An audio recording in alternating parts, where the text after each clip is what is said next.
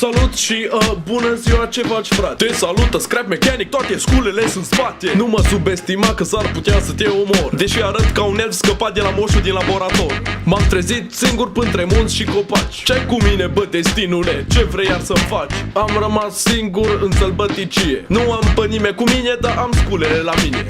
Fug prin zonă, explorez un pic, având în vedere că nu știu să construiesc nimic. Ce cartea asta arată a tutorial? Să facă măta că-i prea lung, o să-mi ia măcar un an. Poc, poc, poc, ridicăm un cric. Șpoc, șpac, șpoc, nu oprește nimic. Ce pula mi-am făcut, nu merit să fiu viu. Zici că am construit păstă cric un sicriu. Îmi trebuie laborator, nu mă inspiră vegetația. Sau poate mi-am greșit vocația? Sunt un eșec, nimic nu știu să fac. Strig eu înverșunat de pe vârf de copac. Viața îi dură, pe mine mă doare-n pulă. Poate ar fi cazul să mă apuc de agricultură.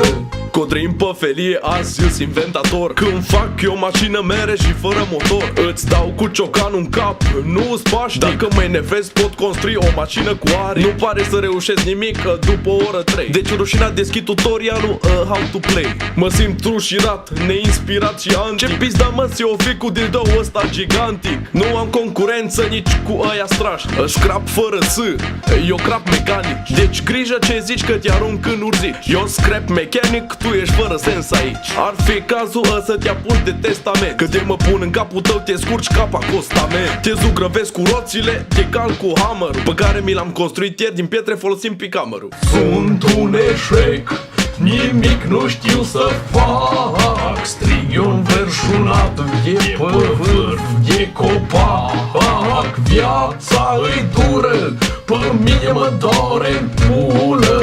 Poate ar fi cazul să mă apuc de agricultură.